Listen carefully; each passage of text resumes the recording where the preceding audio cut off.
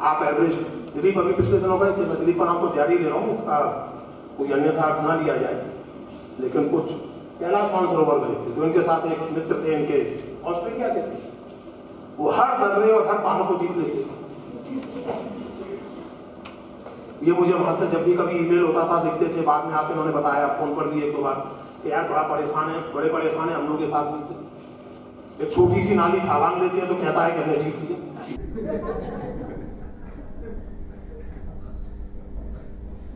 यहाँ हनुमान जी समुद्र पार करके लंका चले गए, आज तक किसी हिंदू को ही नहीं लगा कि हनुमान जी ने समुद्र को जीत लिया था। This whole idea of victory over nature. और मित्रों, ये मजाक की बात नहीं है। मैक्स वेबर ने जब इस बात पर विचार किया अपनी पुस्तक में प्रोटेस्टेंट एथिक्स की बात करते हुए कि क्यों यूरोप में ही पूंजीवाद आ सका, क्यों यूरोप में ही प्रोटेस्टेंट एथिक्स और उसके कारण कैपिटलिज्म आ सका, तो मैक्स वेबर ने टिप्पणी की है चीन पर, और वो पूरी तरह भारत पर भी लागू होती है कि चीन में इस तरह का एथिक्स इसलिए संभव नहीं था क्योंकि वहां के लोग प्रकृति पर विजय करने के इच्छुक। हमारी आधुनिकता की जन्म कुंडली में प्रकृति के साथ हिंसा नहीं। इसलिए जब तक आप इस पूरी की पूरी आधुनिकता को, गांधी जी के शब्दों में शैतानी सभ्यता, गांधी जी के उस मशहूर चुटकुले में कि western civilization would be an interesting idea, उसमें निहित क्रिटिक को जब तक हम नहीं समझते कि this whole idea of civilization, सभ्यता का मतलब है प्रकृति के साथ एक हिंसा का रिश्ता बना। उसी से सारे औद्योगिकरण की धारणा उत्पन्न होती है और उसी से वो चीजें उत्पन्न होती हैं जिनकी ओर संकेत किया गया कि खाओ पियो मौज करो, आगे पीछे की कुछ सोचने की जरूरत है। मित्रों, गांधी जी औद्योगिकरण के विरोधी थे, ऐसा माना जाता है। मैं ये स्पष्ट कहना चाहता हूं कि मैं बिल्कुल नहीं। गांधी जी बहुत सारी चीजों के विरोधी थे, मैं उनमें से किसी का विरोधी नहीं हूं, ऐसी बहुत सी चीजों का। मैं मद्यपान को कोई बहुत बड़ा इशू नहीं मानता, गांधी जी मानते थे, आप लोग जानते हैं। मैं गोवध को बहुत बड़ा इशू नहीं मानता, गांधी जी मानते थे। लेकिन इसीलिए मैंने कहा कि प्रस्थान के तौर पर अगर हम गांधी जी की इस बात को लें कि अहिंसा का अर्थ है संयम और करुणा, और इस बात को ध्यान में रखें कि गांधी जी कोई एकाएक उत्पन्न हो गए व्यक्ति नहीं, बल्कि भारतीय परंपरा में चल रहे आत्मसंघर्ष की परिणति थे। और जब वो उस आत्मसंघर्ष की परिणति में अपने आप को लोकेट करते थे तो न केवल बेधड़क सनातनी हिंदू अपने आप को कहते थे, बल्कि उतने ही आग्रह के साथ अपने आप को ईसाई और मुसलमान भी कहते थे। 1907 और 8 में यह घटना हुई थी फिनिक्स आश्रम में। जोसेफ रायप्पन नाम के एक साथी थे गांधी जी के, उन्होंने एक दिन कहा कि वैष्णव जन तो तेणे कहिए में वैष्णव की जगह क्रिस्तान रख दिया जाए तो कैसे। तो फिर इस भजन के कई संस्करण प्रचलित हो गए थे। तुरंत ये सुझाव मान लिया गया और गांधी जी की अंतिम प्रार्थना सभाओं तक इस भजन के कई संस्करण प्रचलित थे। क्रिस्तान जन तो तेणे कहिए जे पीर पराई जाने, मुस्लिम जन तो तेणे कहिए जे पीर पराई जाने। गांधी जी को कोई असुविधा नहीं होती थी, और उनके जैसे लोग सौभाग्य से इस देश में अभी भी करोड़ों हैं जिन्हें कोई असुविधा नहीं होती इस चीज से। इसलिए ये जमाना है जबकि गांधी जी से लोग काफी ऊब गए थे और बहुत चढ़ गए थे। लेकिन जल्दी ही एक समय ऐसा आएगा जब गांधी जी का पुनराविष्कार होगा, और जब पुनराविष्कार होगा तो वो व्यक्तित्व मानो मिथक के रूप में होगा, और वो व्यक्ति नहीं बल्कि एक जीवन दर्शन का चित्र और प्रतीक होगा। मैं मानना चाहता हूं कि गांधी जी का यह निर्वैयक्तिक रूप मानव इतिहास के एक नए युग का आरंभ होगा।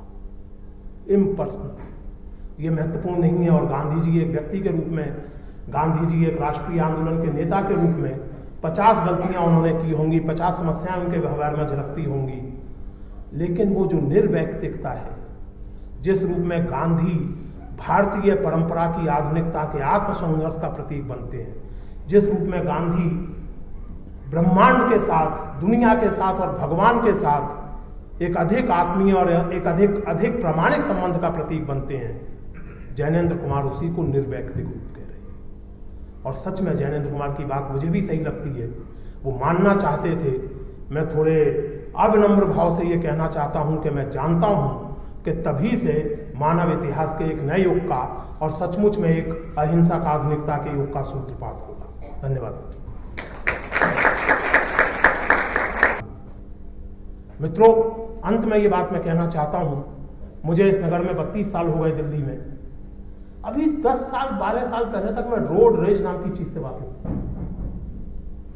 और अब हम अखबारों में पढ़ते हैं कि मेरी गाड़ी के आगे आपकी गाड़ी आ गई और आपकी गाड़ी खराब हो गई, या आप किसी भी वजह से गाड़ी अपनी नहीं हटा रहे हैं, मैं अपनी गाड़ी से निकलता हूं और आपको गोली मार देता हूं, कोई कारण नहीं।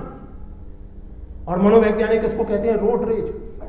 मैं पता नहीं किस बात पर क्रुद्ध हूं, मैं नहीं जानता कि मैं किस बात पर क्रुद्ध हूं।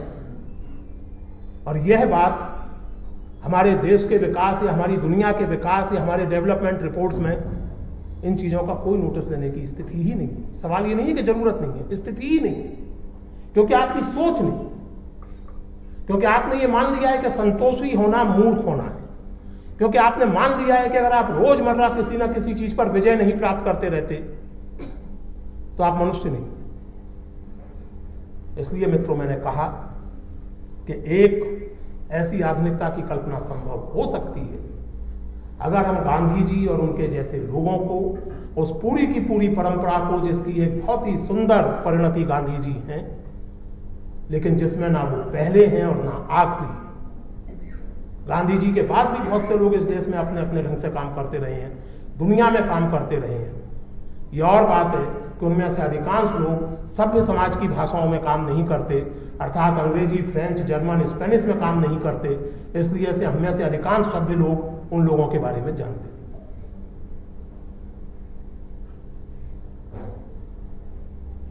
मित्रों,